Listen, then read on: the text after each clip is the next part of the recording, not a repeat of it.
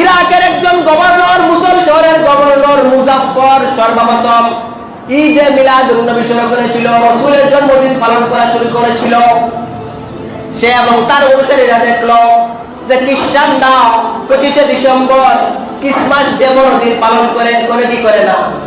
তারা মনে করলো যে খ্রিস্টানরা তাদের নবী যিশু, আমরা যাকে ঈসা আলাইহিস সালাতু ওয়াস সালাম বলি, তাদের জন্মদিন পালন করে, তাহলে আমরা মুসলমান হয়ে কেন আমাদের নবী বিশ্বনবী মুহাম্মদুর রাসূলুল্লাহ সাল্লাল্লাহু আলাইহি ওয়াসাল্লামের জন্মদিবস পালন করব না? এর জন্য তারাও কি খ্রিস্টানদের দেখা দেখি জন্মদিবস পালন করে লাগলো।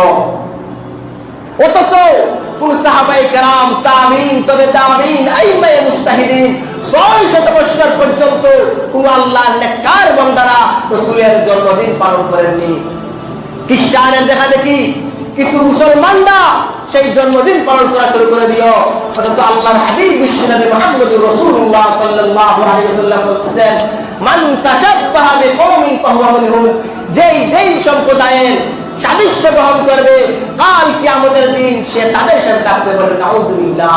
খ্রিস্টানরা জন্মদিন পালন করে, আপনিও যদি সেই জন্মদিন পালন করা শুরু করলেন, আপনার জন্য খ্রিস্টানের অনুসরণ হয়ে গেল। वो मेरा नबी मेरा नबी मेरा नबी है, वो मेरा नबी मेरा नबी मेरा नबी है, वो আল্লাহ সুবহানাহু ওয়া তাআলা আয়াতের পরবর্তী অংশে মানুষদেরকে লক্ষ্য করে বলতেছেন, ওয়াত্তাকুল্লাহ, হে ঈমানদারেরা তোমরা আল্লাহকে ভয় করো। এই আয়াতের শুরুতে একবার আল্লাহ ওয়াত্তাকুল্লাহ বলেছিলেন, আবার আয়াতের শেষ দিকে আবার ওয়াত্তাকুল্লাহ বলতেছেন। এক আয়াতের মধ্যে কেন আল্লাহ দুইবার ওয়াত্তাকুল্লাহ বললেন? এর তাফসীর করতে গিয়ে মুফাসসিরিন কেরামরা লেখেন যে প্রথম ওয়াত্তাকুল্লাহ, তোমরা হে ঈমানদারেরা আল্লাহকে ভয় করো, এর দ্বারা উদ্দেশ্য হলো যে তোমরা আমার আদেশ নিষেধ মেনে, তোমরা আমার বিধি মেনে দুনিয়াতে নেক আমল করতে থাকো, আর তা পরকালের জন্য তোমরা পাঠাতে থাকো। আর দ্বিতীয়বার ওয়াত্তাকুল্লাহ বলে আল্লাহ রাব্বুল আলামিন দুনিয়ার মানুষদেরকে এই মেসেজ দিতে যাচ্ছেন, এই কথা বুঝাতে যাচ্ছেন, হে দুনিয়ার মানুষেরা, তোমরা যে দুনিয়াতে আমল করতেছো সেই আমল পরকালে কিয়ামতে সচল না অচল একটু বুঝে নিবে। বাংলাদেশ স্বাধীন হয়ে গেছে, সেই 1971 সালে পাকিস্তান থেকে বাংলাদেশ স্বাধীন হয়ে গেছে। আপনি যদি আজকে 2021 সালে 50 বছর পরে আপনি পাকিস্তানের একটি 100 টাকা 200 টাকার নোট নিয়ে বাজার করতে যান, চালওয়ালাকে বলেন ভাই আমাকে এক বস্তা চাল দেন, মাছওয়ালাকে বলেন ভাই আমাকে একটা মাছ দেন, মাছ দিবে? মাছওয়ালা বলবে তুমি কি পাগল হয়ে গেছো? সেই 1971 সালে এই টাকা ব্যান্ড হয়ে গেছে, আর আজকে তুমি 50 বছর পরে আসলে বাজার করতে, তোমার তো মাথা নষ্ট হয়ে গেছে। তো আল্লাহ বলতেছেন, হে দুনিয়ার মানুষেরা, তোমরা যে ইবাদত বندگی করবে, আমার কাছে আমল পাঠাবে, সেই আমল পরকালে সচল না অচল একটু চিন্তা করে দেখবে। আমল দুই প্রকারে হয়। এক প্রকার আমল হলো যেই আমলের মধ্যে খুলুসিয়ত থাকে, ইখলাস থাকে, যেই আমল শুধু আল্লাহ রাব্বুল আলামিনকে রাজি খুশি করার জন্য হয়। আরেক প্রকার আমল হলো যেই প্রকার আমল বেদাত যুক্ত আমল। আরেক প্রকার আমল হলো যেই আমলের মধ্যে রিয়া। তো আল্লাহ রাব্বুল আলামিন ইখলাস যুক্ত আমলকে কবুল করেন, যেই আমল শুধু আল্লাহর জন্য করা হয় সেই আমলকেই আল্লাহ গ্রহণ করেন। আর যেই আমল বেদাত যুক্ত হয়ে যায়, যেই আমলের মধ্যে রিয়া লোক দেখানো হয়ে যায়, মানুষের বাবা পাওয়া উদ্দেশ্য হয়ে যায়, বা দুনিয়ার অন্য কোনো উদ্দেশ্য থাকে, সেই আমল আল্লাহর কাছে কখনো কবুল হবে না। আপনি সমস্ত জিন্দেগি ইবাদত বন্দেগী করলেন, আপনার ইবাদত বেদাত হলো, পরকালে সেই আমল চলবে? আপনি সমস্ত জিন্দেগি ইবাদত বন্দেগী করলেন, লোক দেখানোর জন্য করলেন, মানুষের বাবা পাওয়ার জন্য করলেন, কাল কিয়ামতের দিন আপনার সেই আমল কোনো কাজে আসবে? এর জন্য আল্লাহ সুবহানাহু ওয়া তাআলা এই আয়াতের মধ্যে দ্বিতীয়বার ওয়াত্তাকুল্লাহ উল্লেখ করে মানবজাতিকে বলতেছেন, হে ইমানদারেরা, তোমরা আল্লাহকে ভয় করো, এমন ভাবে ভয় করো তোমরা যে ইবাদত বন্দেগী পাঠাবে সেই ইবাদত বন্দেগী পরকালে সচল না অচল একটু তোমরা দেখে নিবে। আমরা তো ইবাদত বন্দেগী করি ঠিক আছে, কিন্তু এত কষ্টের ইবাদত, সময় নষ্ট হয়, কষ্ট হয়, কিন্তু আমরা অনেকে না বুঝে অনেক বেদাতের মধ্যে আমরা লিপ্ত হয়ে যাই। আমরা অনেকে ঈদে মিলাদুন নবী পালন করি, করি কি করি না? করি। যদি আপনি কিতাব দেখেন তাহলে দেখবেন ওই যে ঈদে মিলাদুন নবী, রাসূলের জন্ম দিবস, মৃত্যু দিবস, অথবা কোনো মানুষের জন্ম দিবস পালন করা, মৃত্যু দিবস পালন করা, অথবা যে সমস্ত ডে আছে, বিশ্ব মানবতা দিবস আছে কি আছে না? তো এইভাবে যত ডে আছে, বিশেষ দিন যেগুলো আছে, বিশ্ব মা দিবস, বাবা দিবস, এইগুলা যত ডে আছে, ইসলাম তাকে সাপোর্ট করে না। কিতাবের মধ্যে পাওয়া যায় 604 হিজরিতে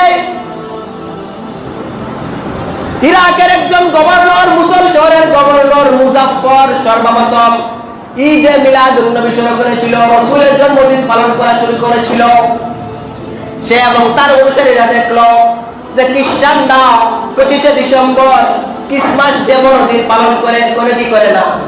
তারা মনে করলো যে খ্রিস্টানরা তাদের নবী যিশু, আমরা তাকে ঈসা আলাইহিস সালাতু ওয়াস সালাম বলি, তাদের জন্মদিন পালন করে, তাহলে আমরা মুসলমান হয়ে কেন আমাদের নবী বিশ্বনবী মুহাম্মদুর রাসূলুল্লাহ সাল্লাল্লাহু আলাইহি ওয়াসাল্লামের জন্মদিবস পালন করব না? এর জন্য তারাও কি খ্রিস্টানদের দেখা দেখি জন্মদিবস পালন করে লাগলো।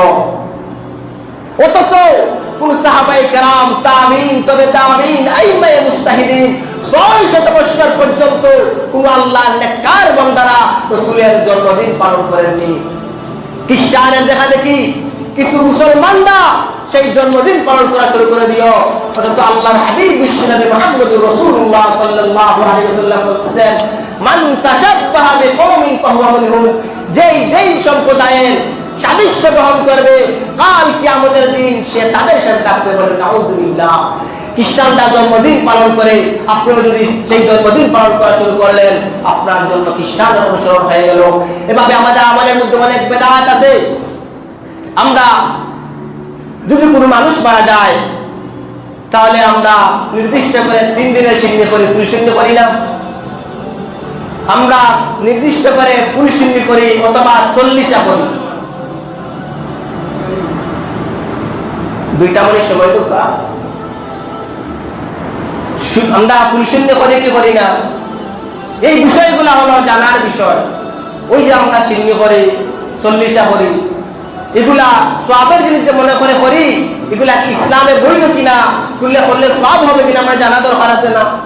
এত কষ্টের টাকা আমরা খরচ করি, আমরা এত কষ্টের উপার্জনের টাকা আমরা খরচ করি, একটু মৃত্যুর কষ্ট, আমার আত্মীয় দুনিয়া থেকে চলে গেছেন, আমার অন্তের শোকাগ্রত, আমি দুঃখে দুঃখিত, তার উপর আমার এই কষ্টের টাকা চলে যাচ্ছে, যে এই টাকা দিয়ে আপনার সওয়াব হবে কিনা বোঝার দরকার আছে না?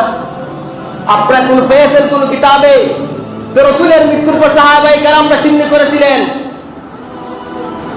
রাসূলের সাহাবা, কোন সাহাবীর মৃত্যুর পর কোন সাহাবী সিন্নি করেছিলেন? তাবি, তবে তাবি, কেউ কখনো সিন্নি করেননি।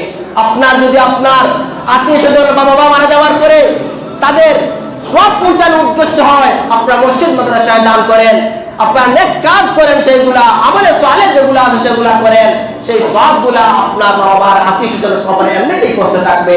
যদি নির্দিষ্ট করে মনে করেন যে 3 দিনের সিন্নি অথবা 40 দিনের সিন্নি করতেই হবে, না করলে তাদের গুনাহ হবে, রূহ কষ্ট পাবে, আপনার জন্য সেই আমল করা সম্পূর্ণ নাজায়েজ হবে। এরভাবে আরো অনেক আমল আছে সময় শেষ হওয়ার পথে। আমরা অনেক মুসলমানরা যে আযানের মধ্যে বা আমাদের মধ্যে রাসূলের নাম শুনলে আমরা চুমা দেই কি দেই না?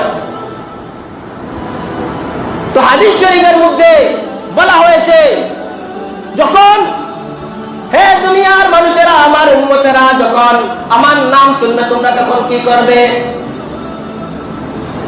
আল বাখিলু মান যুকিরতু ইনদাহু ফালাম ইউসাল্লি আলাইয়া, সবচেয়ে বড় বখিল হলো ওই ব্যক্তি যার সামনে আমার নাম উচ্চারণ করা হলো আর সে দুরূদ শরীফ পাঠ করলো না।